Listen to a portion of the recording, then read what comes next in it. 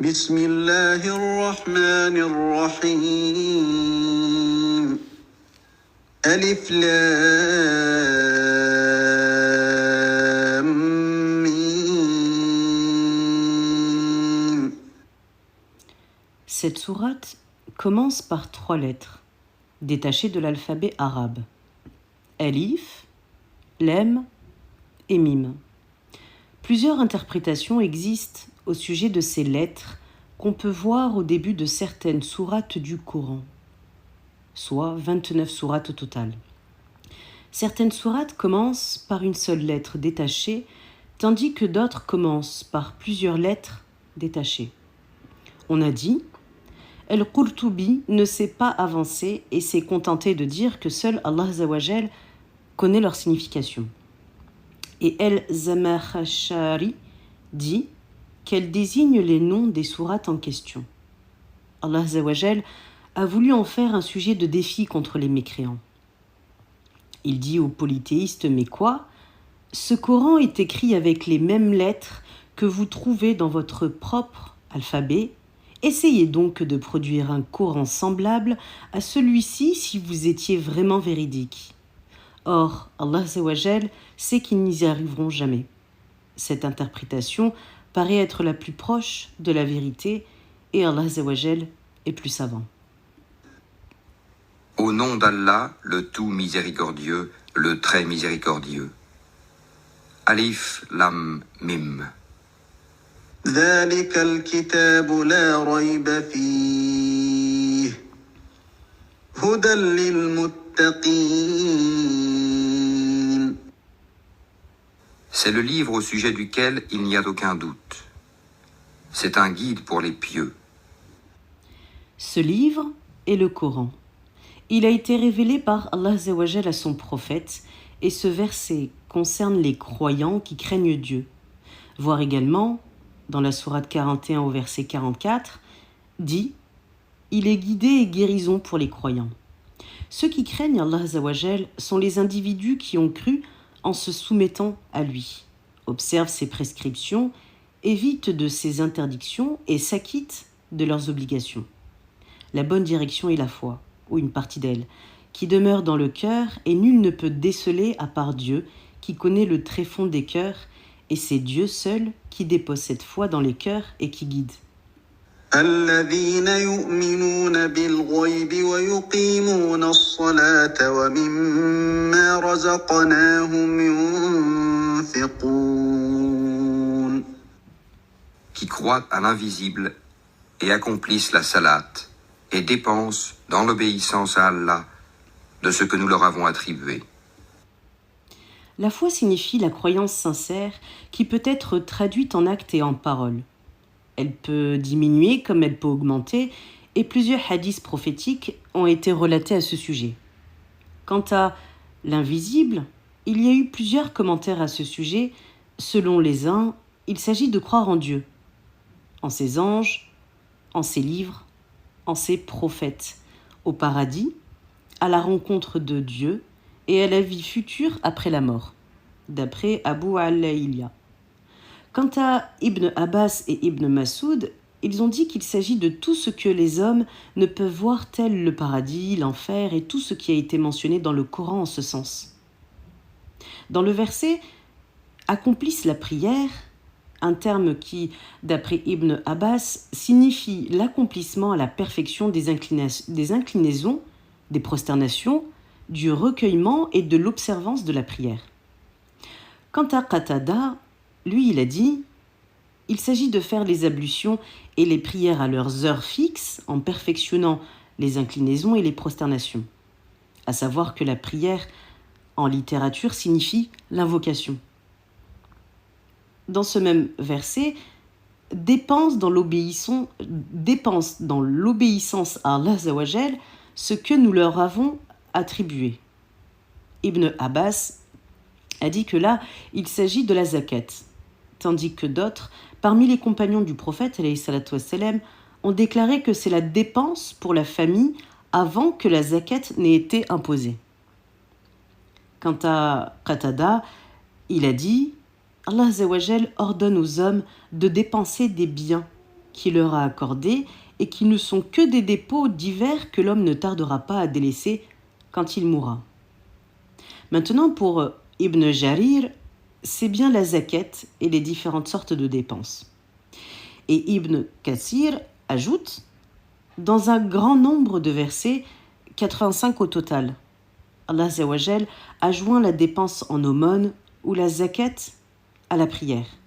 Si la prière constitue un devoir qui incombe à chaque personne envers Dieu, ainsi que sa louange, sa glorification, son invocation et la confiance en lui, la dépense est l'acte de charité dédié aux hommes, et les plus méritants sont les membres de la famille, les proches, puis les étrangers. Donc, toutes ces dépenses, s'agit-il d'une aumône ou d'une zakat, rentrent bien dans ce verset. والذين يؤمنون بما أنزل إليك وما أنزل من قبلك وبالآخرة هم يوقنون. Ceux qui croient à ce qui t'a été descendu, révélé, et à ce qui a été descendu avant toi, et qui croient fermement à la vie future.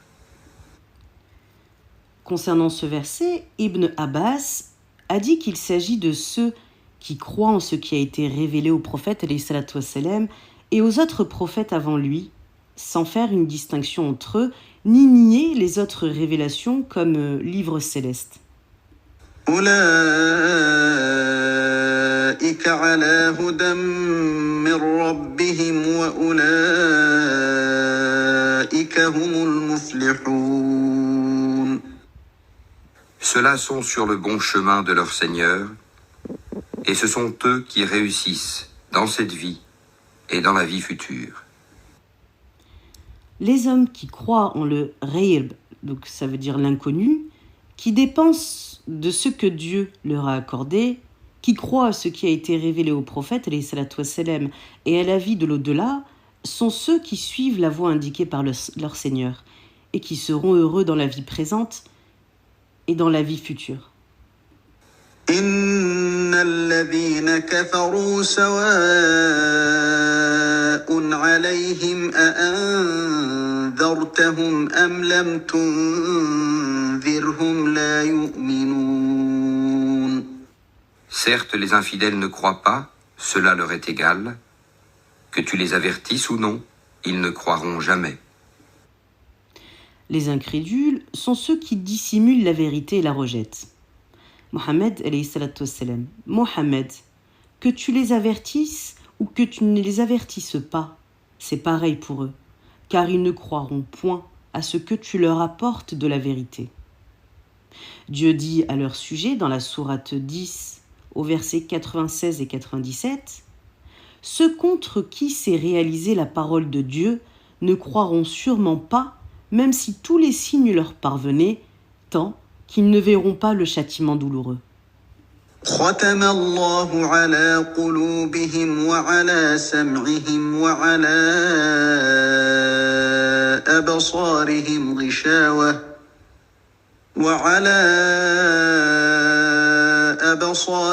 غشاوة ولهم عذاب عظيم. Allah a scellé leur cœur et leurs oreilles, et un voile épais leur couvre la vue. Et pour eux, il y aura un grand châtiment. À cause de leur incrédulité, Allah Azza wa Jal a placé un voile épais sur leurs yeux, afin qu'ils ne puissent pas voir le chemin droit, sceller leur cœur et leurs oreilles, de sorte qu'ils ne comprennent pas et n'entendent rien.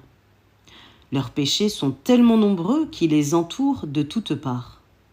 Pour cela, l'envoyé de Dieu, alayhi salatu wassalam, disait souvent « Ô toi, qui fais tourner les cœurs, raffermis nos cœurs sur ta religion. » ومن الناس من يقول آمنا بالله وباليوم الآخر وما هم بمؤمنين. Parmi les gens, il y a ceux qui disent « Nous croyons en Allah et au jour dernier », tandis qu'en fait, ils n'y croient pas. Après avoir décrit les croyants dans les 4 premiers versets de cette sourate et les impies dans 2, Allah Azza wa Jal présente maintenant les hypocrites qui manifestent la foi mais couvent la mécréance. L'hypocrisie est la manifestation du bien et la dissimulation du mal. Elle peut être dogmatique, donc liée à la foi, et dans ce cas, elle mène tout droit en enfer, ou elle peut être pratique, ce qui constitue un péché capital, car les actes de l'hypocrite contredisent ses paroles, ainsi ce qu'il couvre diffère de ce qu'il montre. On trouve la description des hypocrites dans les sourates révélées à Médine, étant donné que l'hypocrisie n'existait pas à la Mecque. À cette fin, Dieu met en garde les hommes contre ces gens-là, afin qu'ils ne soient pas trompés par eux. يخادعون الله والذين آمنوا وما يخدعون إلا أنفسهم وما يشعرون. Ils cherchent à tromper Allah et les croyants, mais ils ne trompent qu'eux-mêmes et ils ne s'en rendent pas compte. Ils croient que par leur agissement, ils trompent Dieu et les croyants, mais en fait, ils ne trompent qu'eux-mêmes et ils n'en sont pas conscients. Allah Azza wa Jal a dit d'eux dans un autre verset, dans la sourate 4, au verset 142, « Les hypocrites cherchent à tromper Dieu, mais c'est lui, donc Allah Azza wa Jal, qui les trompe. » في قلوبهم مرض فزادهم الله مرضا ولهم عذاب أليم بما كانوا يكذبون. Il y a dans leur cœur une maladie de doute et d'hypocrisie, et Allah laisse croître leur maladie. Ils auront un châtiment douloureux pour avoir menti. La maladie du cœur peut être le doute, comme l'ont interprété certains exégètes, ou l'hypocrisie, d'après Ibn Abbas. Quant à Abdul Rahman ibn Aslam, il a dit qu'il s'agit d'une maladie spirituelle qui attaque la foi, dont le doute en constitue un facteur principal. Dieu a aggravé cette maladie en la transformant en souillure, et il s'est référé à ces versets. Elle, donc la sourate, elle augmente la foi de ceux qui croient, et ils s'en réjouissent. Elle ajoute une souillure à la souillure de ceux dont les cœurs sont malades, cité dans la sourate 9, au verset 124 et 125. C'est-à-dire un mal et un égarement, reniant l'invisible, et étant des menteurs qui renient la vérité et la rejettent. Ils méritent sans doute le châtiment douloureux. وإذا قيل لهم لا تفسدوا في الأرض قالوا إنما نحن مصلحون.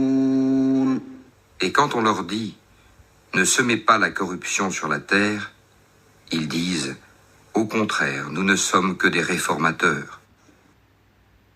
Dans ce verset, d'après les exégètes, il s'agit des hypocrites qui sèment la corruption et la désobéissance à Dieu. Car quiconque désobéit à Dieu peut commettre tout genre de corruption. Cette corruption peut comporter, d'après Ibn Jarir, les actions suivantes. La désobéissance à Allah Azza wa Jal, commettre tout ce que Allah Azza wa Jal interdit, la négligence des devoirs et des obligations, le doute au sujet de leur religion, donc de leur foi.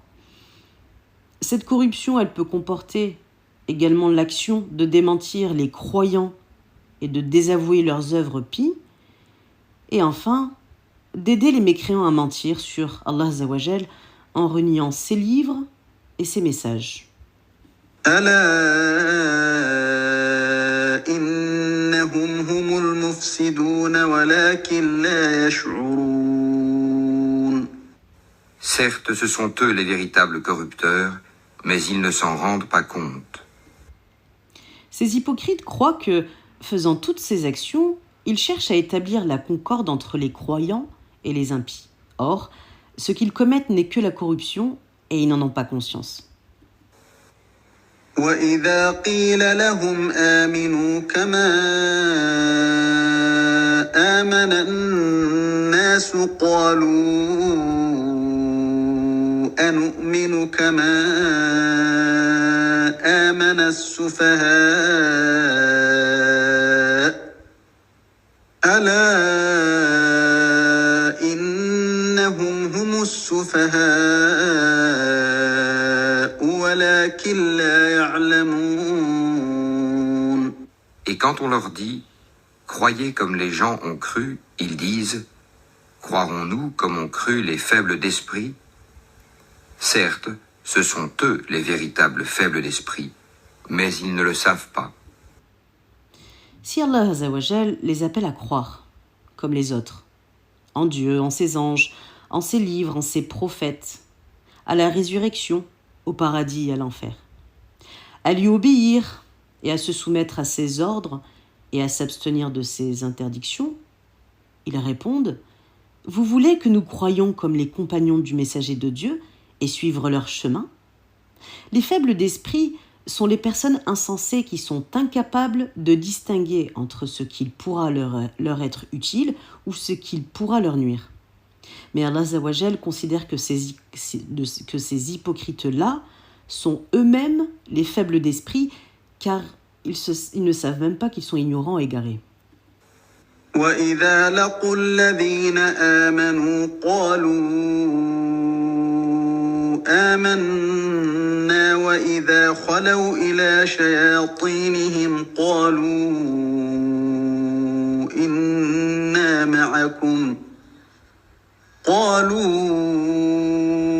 إنا معكم إنما نحن مستهزئون. Quand ils rencontrent ceux qui ont cru, ils disent « Nous croyons ». Mais quand ils se trouvent seuls avec leur diable, ils disent « Nous sommes avec vous. En effet, nous ne faisons que nous moquer d'eux. » Lorsque ces hypocrites rencontrent les croyants, ils déclarent leur croyance par adulation afin de s'allier à eux et pour protéger avec eux quelques profits. Mais lorsqu'ils se retrouvent avec leur maître, parmi les chefs des Juifs, les polythéistes et les autres hypocrites, ils leur avouent « Nous sommes avec vous ». Ils croient que, par ce faire, ils raillent les compagnons de l'envoyé de Dieu, alayhi salatu wassalam. الله يستهزئ بهم ويمدهم في طغيانهم يعمهون. C'est Allah qui se moque d'eux et les endurcira dans leur révolte et prolongera sans fin leur égarement. En vérité, Allah Azzawajal les fait persister dans leur révolte en les laissant jouir des biens qu'au jour de la résurrection. Il les jugera alors pour leur hypocrisie et leur mécréance. أولئك الذين اشتروا الضلالة بالهدى فما ربحت تجارتهم وما كانوا مهتدين. Ce sont eux qui ont troqué le droit chemin contre l'égarement. Eh bien, leur négoce n'a point profité, et ils ne sont pas sur la bonne voie. D'après Ibn Masoud et d'autres compagnons, ces hypocrites ont préféré l'incrédulité à la foi, l'égarement à la voie droite, et leur négoce est sans aucun profit. Qatada, quant à lui, a dit que leur situation est comparable à celle des Tamoud, que l'on trouve dans ce verset, dans la sourate 41, verset 17. Quant aux Tamoud, nous les avons guidés, mais ils ont préféré l'aveuglement à la guidée. Qatada ajoute « Ils ont laissé la voie droite en choisissant l'égarement. Ils ont préféré l'isolement à la communauté, la crainte à la sécurité et l'innovation à la sunna. » مثلهم كمثل الذي استوقد نارا فلما أضاءت ما حوله ذهب الله بنورهم وتركهم في ظلمات لا يبصرون. Il ressemble à quelqu'un qui a allumé un feu, puis quand le feu a illuminé tout alentour, Allah a fait disparaître leur lumière et les a abandonnés dans les ténèbres où ils ne voient plus rien. Allah Azza wa Jal compare ici ceux qui ont troqué la voie droite contre l'égarement et qui sont devenus aveugles, à un homme qui a allumé du feu qui donna une clarté de sorte qu'il a pu observer tout ce qui l'entoure. Une fois le feu éteint, il se trouve dans une obscurité totale, sans cependant pouvoir en sortir, d'autant plus. Il est devenu sourd, muet et aveugle, de manière à ce qu'il ne puisse plus retrouver son chemin d'origine. Ainsi est le cas de ces hypocrites qui ont préféré l'égarement à la vérité, l'aberration à la raison. Allah Azza wa Jal a retiré la lumière à ces hypocrites en les laissant dans les ténèbres, perplexes, sans rien distinguer à cause de leurs doutes, leur incrédulité et leur hypocrisie.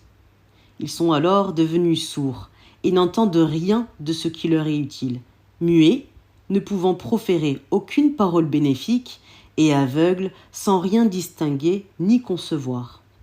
Voir, citation du Coran dans la sourate 22 au verset 46, Allah Azza wa Jal dit « Ce ne sont pas leurs yeux qui sont aveugles, mais ce sont leurs cœurs qui sont aveugles dans leur poitrine. » صم بكم عمي فهم لا يرجعون. Sourds, muets, aveugles, ils ne peuvent donc pas revenir de leur égarement.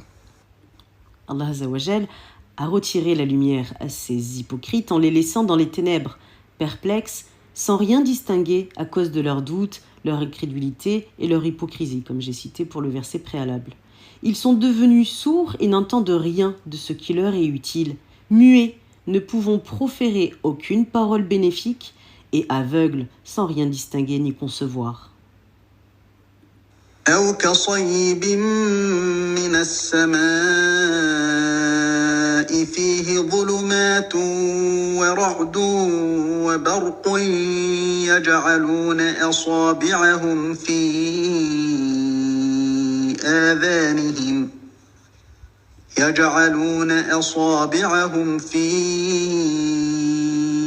آذانهم من الصواعق حذر الموت والله محيط بالكافرين. On peut encore les comparer à ces gens qui, au moment où les nuées éclatent en pluie, chargés de ténèbres, de tonnerres et éclairs, se mettent les doigts dans les oreilles, terrorisés par le fracas de la foudre et craignant la mort. Et Allah encercle de tous côtés les infidèles. Un autre exemple que propose là Allah Azza wa Jal aux hommes pour décrire les hypocrites qui tantôt doutent de la vérité et tantôt elle leur paraît nette. Leur cœur, dans leur doute, ressemble à un nuage à pluie dans le ciel qui apporte les ténèbres, qui sont le doute, l'incrédulité et l'hypocrisie, et qui apporte aussi le tonnerre, qui effraie et bouleverse les cœurs en produisant un grand fracas et causant une grande frayeur. Car les hypocrites, comme Allah Azza wa Jal les a décrits dans la sourate El-Munafiqun, au verset numéro 4, pensent que tout cri est dirigé contre eux. Ou bien, dans la sourate At-Tawbah, au verset 56 et 57, ils jurent, donc les hypocrites, ils jurent par Allah qu'ils sont des vôtres, mais alors qu'ils n'en sont pas. Mais ce sont des gens qui ont peur, s'ils trouvaient un asile, des cavernes ou des souterrains, ils s'y précipiteraient en toute hâte. Ce nuage produit aussi des éclairs qui luisent dans leur cœur et les terrorisent à cause de leurs hypocrisies, au lieu de les guider comme le ferait la lumière de la foi. Et pour se préserver de la mort, ils mettent leurs doigts dans leurs oreilles. Mais Dieu cerne les incrédules de tous les côtés, par sa puissance et sa volonté, en les tenant à sa merci. Dans les versets susmentionnés, donc le verset 17, 18 et 19, Allah Azza wa Jal a donné deux exemples pour décrire le cas et l'état des hypocrites. يكاد البرق يخطف أبصارهم كلما أضاء لهم مشوا فيه وإذا أظلم عليهم قاموا ولو شاء الله لذهب بسمعهم وأبصارهم إن الله على كل شيء قدير. L'éclair presque leur emporte la vue. Chaque fois qu'il leur donne de la lumière, ils avancent. Mais dès qu'il fait obscur, ils s'arrêtent. Si Allah le voulait, il leur enlèverait certes l'ouïe et la vue, car Allah a pouvoir sur toutes choses.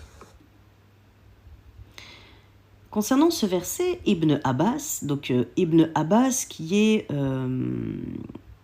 également appelé Abdallah ibn Abbas, c'était le fils d'Al-Abbas, qui était le fils de Abdel Muttalib, le grand-père du prophète, alayhi salatu wassalam. Ibn Abbas, donc, qui est un cousin paternel du prophète Mohammed, alayhi salatu wassalam, et il est né vers 619 et mort vers 687-688. Donc, petit rappel sur la biographie de Ibn Abbas.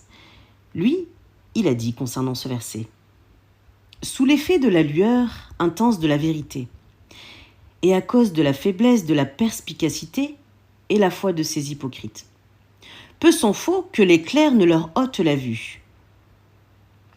Lorsque l'éclair brille, il marche à sa clarté.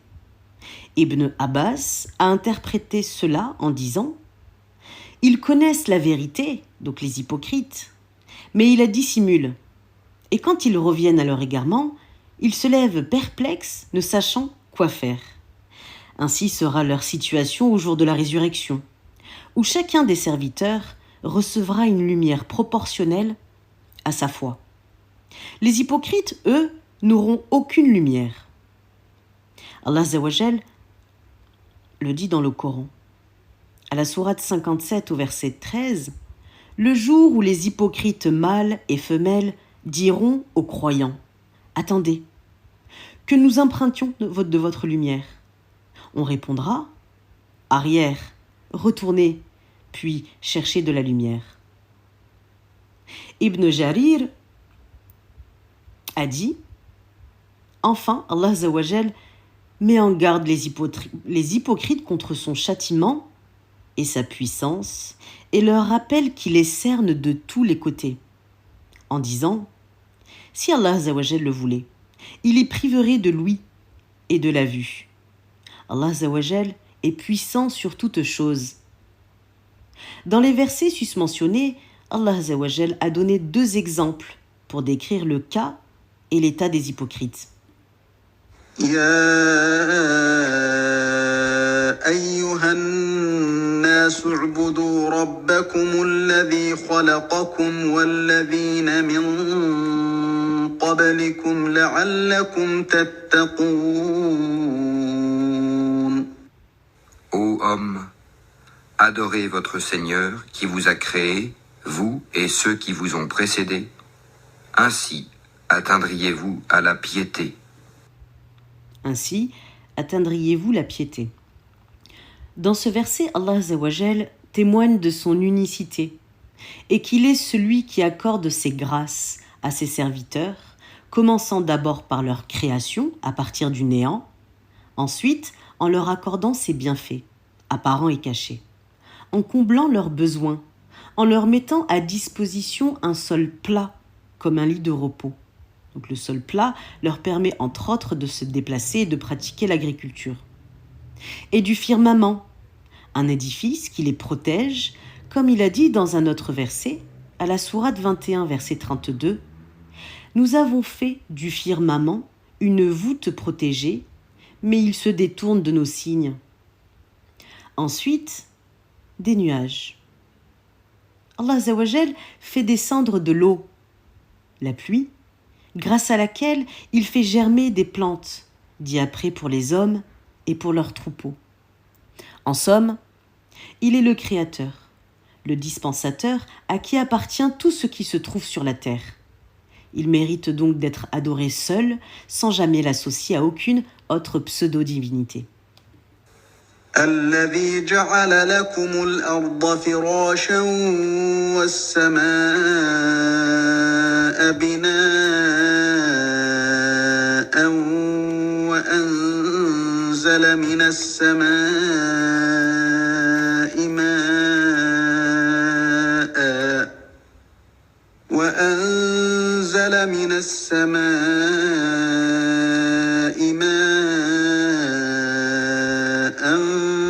فأخرج به من الثمرات رزقا لكم فلا تجعلوا لله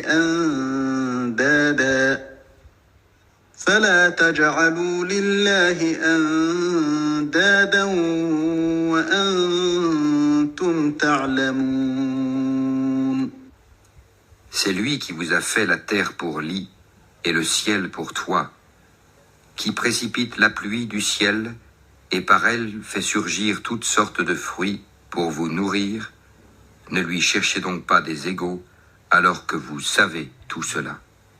وإن كنتم في ريب مما نزلنا على عبدنا فأتوا بسورة من مثله ودعوا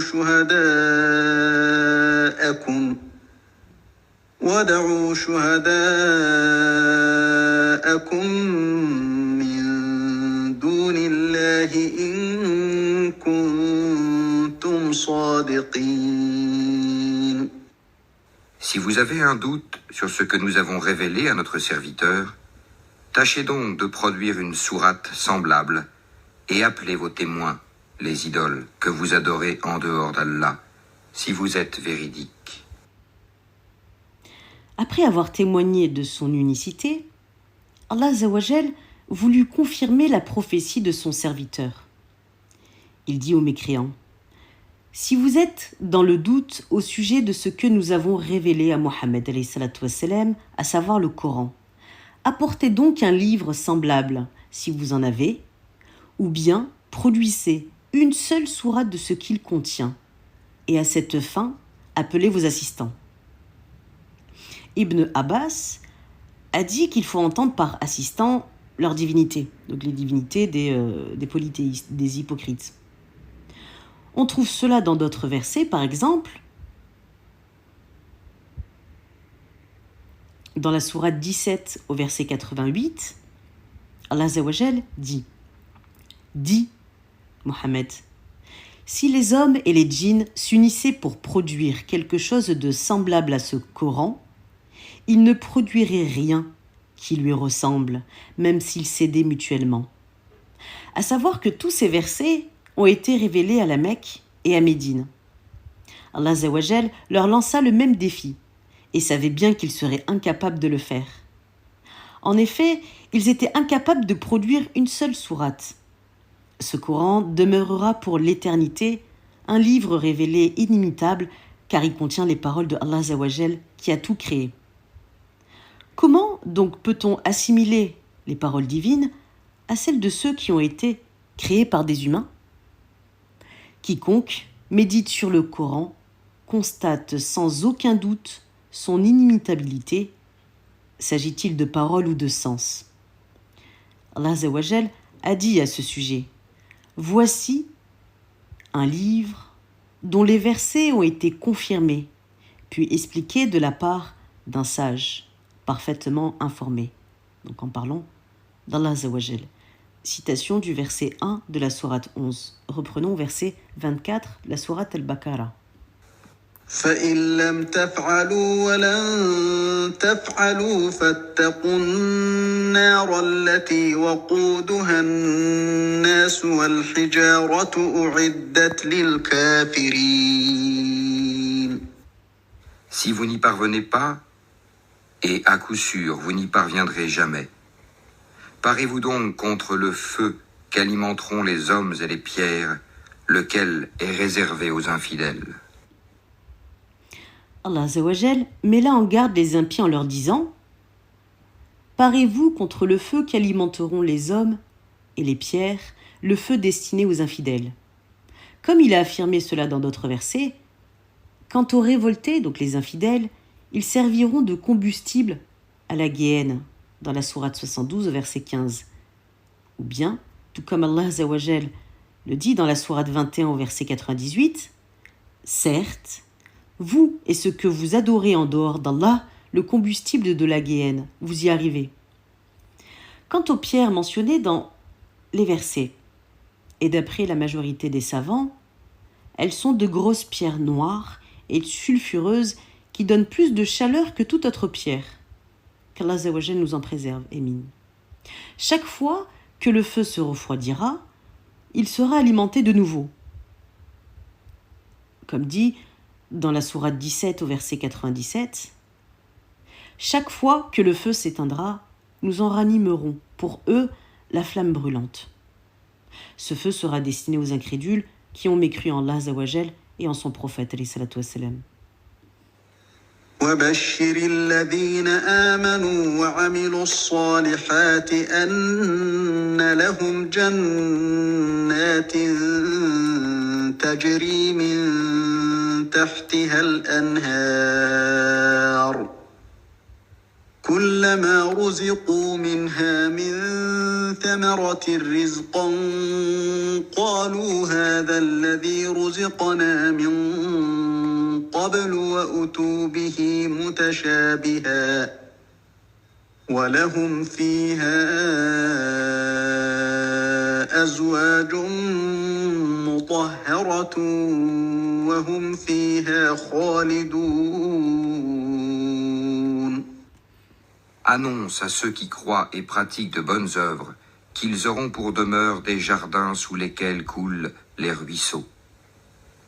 Chaque fois qu'ils seront gratifiés d'un fruit des jardins, ils diront « C'est bien là ce qui nous avait été servi auparavant. » Or, c'est quelque chose de semblable, seulement dans la forme. Ils auront là des épouses pures, et là ils demeureront éternellement. Après avoir montré le cas des impies et le châtiment qui les attend, Allah Azzawajal passe directement au cas de ses élus parmi les croyants qui ont cru en lui et en son messager, en accomplissant les œuvres pies comme témoignage de leur foi. On appelle cette transition en langage coranique « al-madhani », c'est-à-dire on décrit à la suite deux choses opposées, telles que l'incrédulité et la foi, et vice-versa. Ou bien le sort des damnés et celui des bienheureux, comme nous allons le montrer plus loin. Allah Azzawajal dit « Annonce à ceux qui ont la foi et qui pratiquent les bonnes œuvres qu'ils auront pour demeure des jardins arrosés d'eau vive. » En décrivant ces jardins où coulent des ruisseaux, c'est-à-dire qui coulent parmi ces arbres et ces appartements. Ensuite, quand Allah Azzawajal dit dans ce même verset, chaque fois qu'ils seront gratifiés d'un des fruits de ces jardins, ils s'écrieront « C'est bien là ce qui nous avait été servi auparavant. » Ces fruits, bien qu'ils auront la même forme et la même couleur, selon l'interprétation de certains savants, mais ils auront un goût différent, bien plus savoureux. Ibn Abbas, lui, est allé un petit peu plus loin en disant « Les fruits de ce bas monde et ceux du paradis seront différents et n'auront en commun que les noms. Les bienheureux du paradis auront des femmes pures de toute souillure. » S'agit-il là des menstrues, de l'urine, des selles, etc. Ils y demeureront immortels, jouissant de différentes délices qui leur assureront le bonheur éternel. Inna Allah la yastahyi an yadriba mathalan ma ba'udatan fama fawqaha فأما الذين آمنوا فيعلمون أنه الحق من ربهم وأما الذين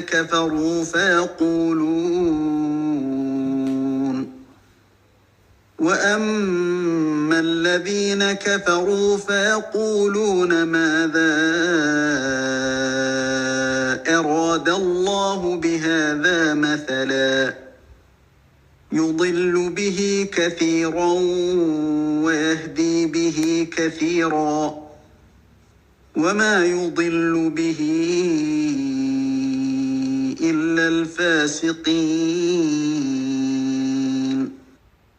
Certes, Allah ne se gêne point de citer en exemple n'importe quoi, un moustique ou quoi que ce soit au-dessus. Quant aux croyants, ils savent bien qu'il s'agit de la vérité venant de la part de leur Seigneur. Quant aux infidèles, ils se demandent « Qu'a voulu dire Allah par un tel exemple ?» Par cela, nombreux sont ceux qui l'égarent, et nombreux sont ceux qui le guident. Mais ils n'égarent par cela que les pervers. Verset 26. As-Soudi a dit: quand Allah Azzawajal a donné 2 paraboles, donc 2 exemples, qui représentent les hypocrites. D'abord, celle de l'individu qui a allumé un feu, puis un nuage du ciel apportant des ténèbres. Les hypocrites s'écrièrent: Allah est trop haut et trop majestueux pour proposer aux hommes de telles paraboles. Sous-entendu, ces paraboles ne sont pas à la hauteur d'Allah. Allah Azzawajal révéla alors ce verset. Ce qu'il faut en retenir là, c'est qu'Allah Azzawajal ne se gêne pas quand il s'agit de la vérité. Il peut donner la parabole qu'il veut, s'agit-il d'un moustique ou de quelque chose de plus grand. Le hadith suivant appuie cela. Je cite: si le bas monde pesait, donc valait, si le bas monde pesait, ne serait-ce qu'une aile de moustique, Allah n'aurait jamais accordé ne serait-ce qu'une gorgée d'eau aux infidèles. Allah Azzawajal ne répugne pas à proposer en parabole un moustique, qui est un insecte infime que les hommes détestent, ou même une mouche ou une araignée, que l'on trouve respectivement dans ces 2 versets, dans la sourate 22. Ceux qui vous invoquez en dehors d'Allah ne créeront même pas une mouche, même si tous s'unissaient. Et si la mouche leur enlevait quelque chose, ils ne pourraient le lui reprendre. Si faible est celui qui demande et celui qui est sollicité.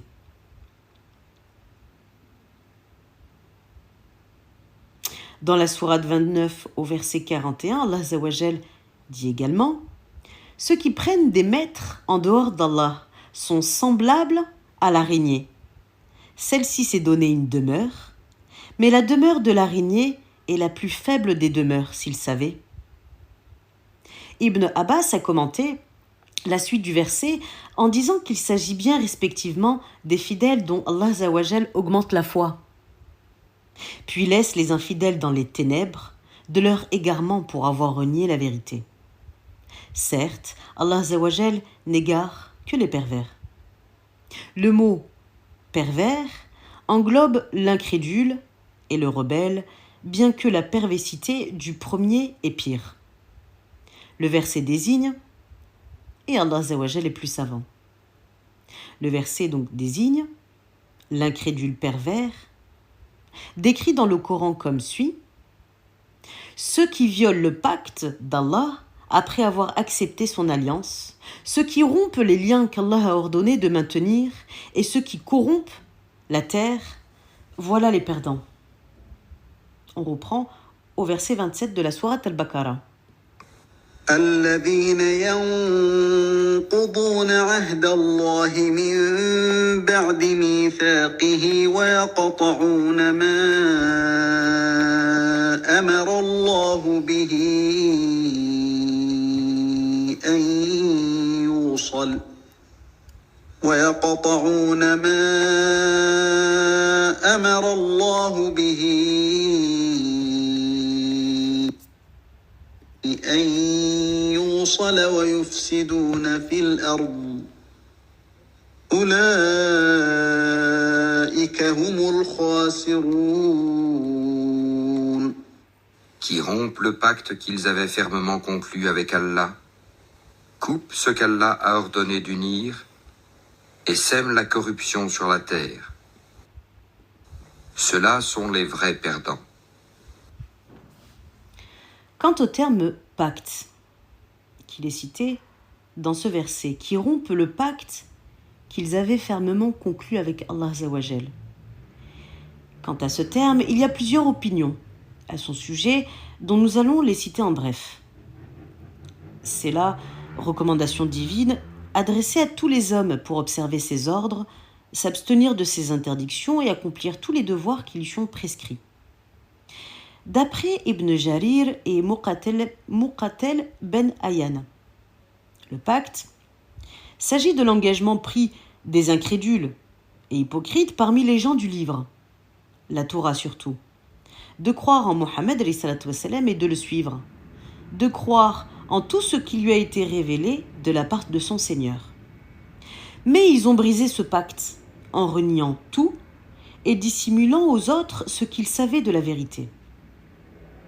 Et d'autres ont dit que les impies, les polythéistes et les hypocrites sont concernés dans ce verset, car Allah Azawajal les a tous engagés à témoigner de son unicité en leur présentant les différents signes et preuves qui affirment sa déité, à se soumettre à ses ordres et à s'abstenir de ses interdictions en leur montrant plusieurs miracles qu'ont apporté ses messagers, qu'ont apporté ses prophètes, et les défiant de pouvoir produire un seul d'eux-mêmes.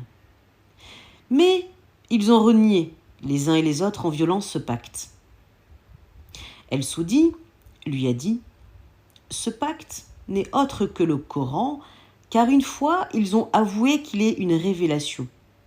Ils ne tardèrent pas à le renier. »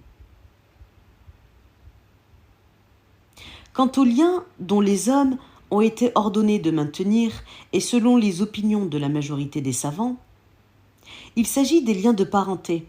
En se basant sur ce verset, seriez-vous capable, si vous tournez le dos, de semer la corruption sur la terre et de rompre vos liens de parenté? Citation de la sourate 47, verset 22.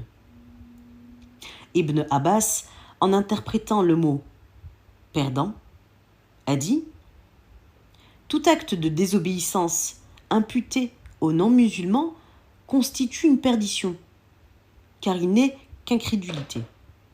Mais ceux commis par les musulmans sont considérés en tant que péchés. Il assimile ainsi les impies aux commerçants qui perdent tout, et eux seront des perdants, car ils seront privés de la miséricorde d'Allah Azawajal au jour de la résurrection, en perdant toutes leurs œuvres dans le bas monde. Verset 28. كيف تكفرون بالله وكنتم أمواتا فأحياكم ثم يميتكم ثم يحييكم ثم إليه ترجعون. Comment pouvez-vous renier Allah alors qu'il vous a donné la vie quand vous en étiez privés? Puis il vous fera mourir, puis il vous fera revivre, et enfin c'est à lui que vous retournerez. Allah Azawajal s'étonne de l'attitude des impies, du fait qu'ils renient son existence et son pouvoir, qu'ils adorent d'autres divinités en dehors de lui, du moment qu'il est le seul créateur qui a donné la vie aux hommes alors qu'ils n'existaient pas. Il a confirmé ce fait par le verset suivant. Ont-ils été créés à partir de rien ou sont-ils leurs propres créateurs? Sourate 52, verset 35. Ibn Abbas a dit « Les hommes étaient comme des morts, dans les reins de leur père, jusqu'à ce que Dieu leur a donné la vie. Puis, il les fera mourir. Une mort inéluctable. Ensuite, il leur redonnera la vie lors de la résurrection. » Suivant une autre version, Ibn Abbas a dit « Vous étiez du sable, de la poussière, avant votre création. En voilà une première mort. Puis, il vous a créé en donnant la vie. En voilà une première vie. Il vous fera mourir pour retourner aux tombes. En voilà une deuxième mort. Enfin, il vous redonnera la vie au jour de la résurrection. En voilà une deuxième vie. هو الذي خلق لكم ما في الأرض جميعا ثم استوى إلى السماء فسواهن سبع سماوات وهو بكل شيء عليم. C'est lui qui a créé pour vous tout ce qui est sur la terre, puis il a orienté sa volonté vers le ciel et en fit 7 cieux, et il est omniscient. On a là dans ce verset une autre preuve de la création des hommes et ce qu'ils voient de leurs propres yeux, tout ce qu'il a créé pour eux sur terre.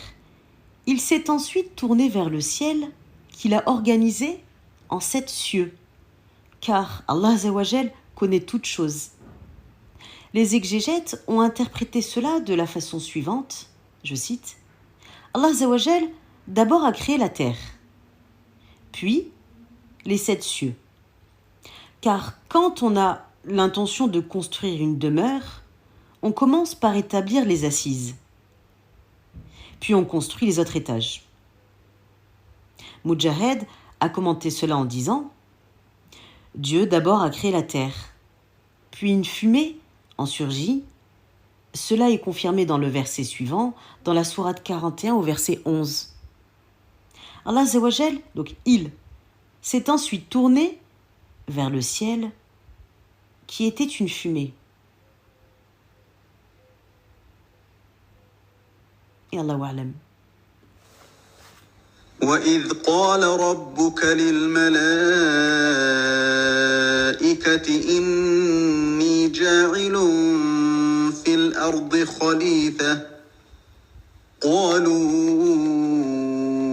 أتجعل فيها من يفسد فيها ويسفك الدماء ونحن نسبح بحمدك ونقدس لك قال إني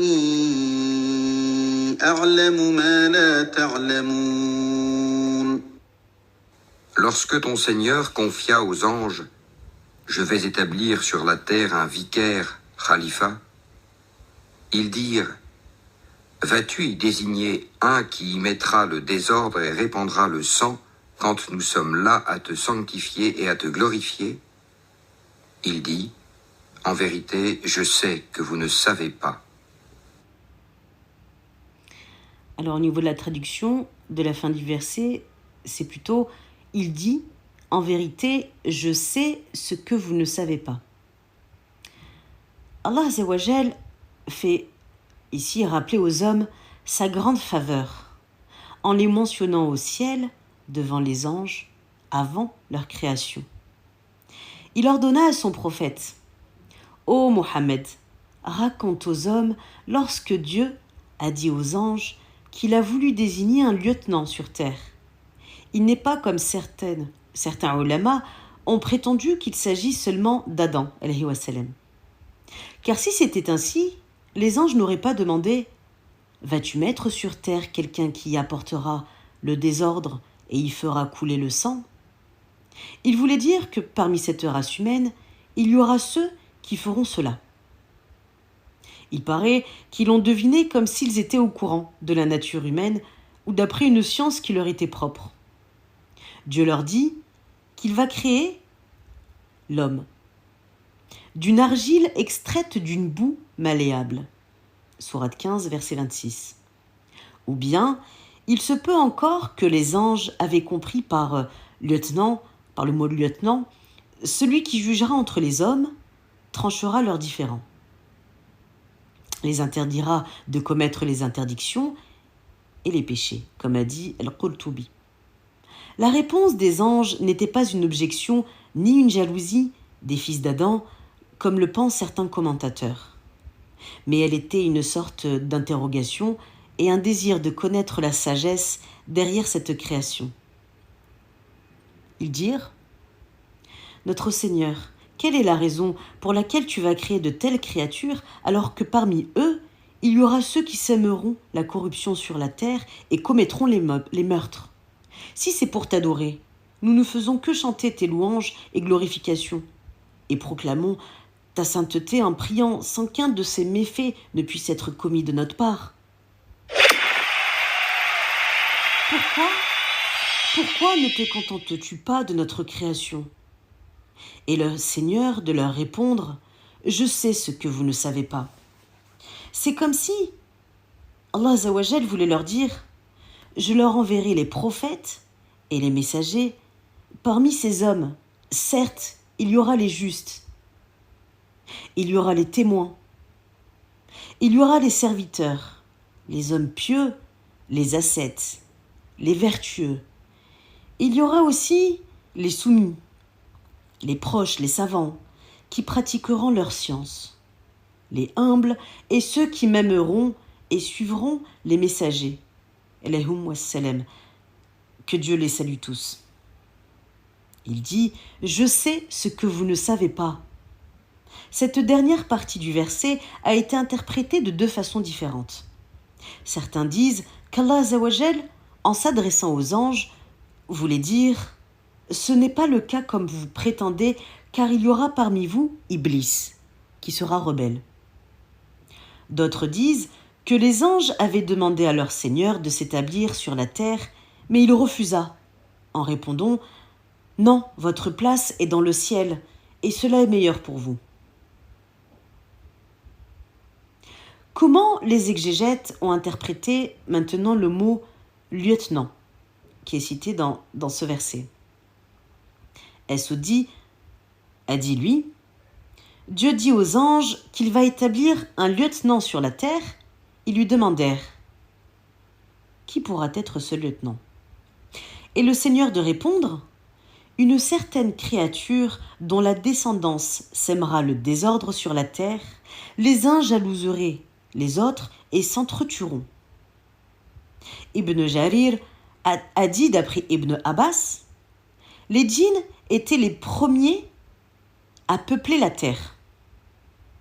Ils y répandaient le désordre, versaient le sang et s'entretuaient. Allah Azza wa Jal leur envoya Iblis et sa cohorte qui les extermina en les chassant jusqu'aux îles et les sommets des montagnes.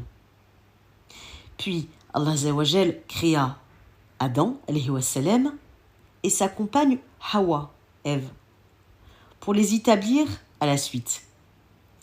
Ayant été informés que le lieutenant sera Adam, les anges avaient demandé au Seigneur la permission d'interroger en s'étonnant : Comment Adam et sa descendance te désobéiront-ils alors que tu es leur créateur ? Il leur répondit : Je sais ce que vous ne savez pas. C'est-à-dire que vous allez constater plus tard qu'il y aura parmi eux ceux qui seront soumis et ceux qui seront rebelles.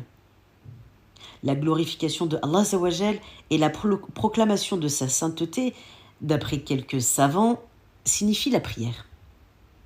D'autres ont dit que les anges voulaient dire par là : Nous chantons ta pureté et nous désavouons tout ce que les polythéistes iront t'attribuer de rivaux et des associés. Et finissons le tafsir de ce verset 30 de la sourate Al-Baqarah par ce qu'a dit Abu Dar, radiallahu anhu. Lui, il a rapporté qu'on demanda à l'envoyé de Dieu, alayhi salatu wassalam, quelles sont les meilleures formules de glorification, lui dit-il. Et le prophète, alayhi salatu wassalam, lui répondit : elles sont celles que Dieu avait choisies pour ses anges. Donc, gloire et louange à Dieu. Subhanallah, alhamdulillah. Hadith rapporté par Muslim, on reprend par le verset 21. وعلم آدم الأسماء الأسماء كلها ثم عرضهم على الملائكة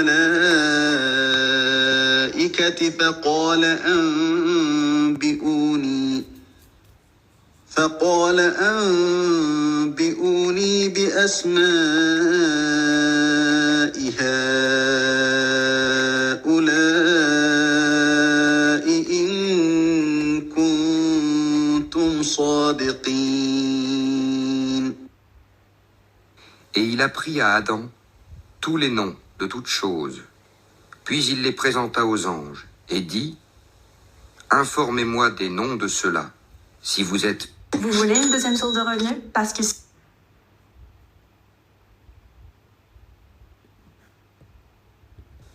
dans votre prétention que vous êtes plus méritant qu'Adam.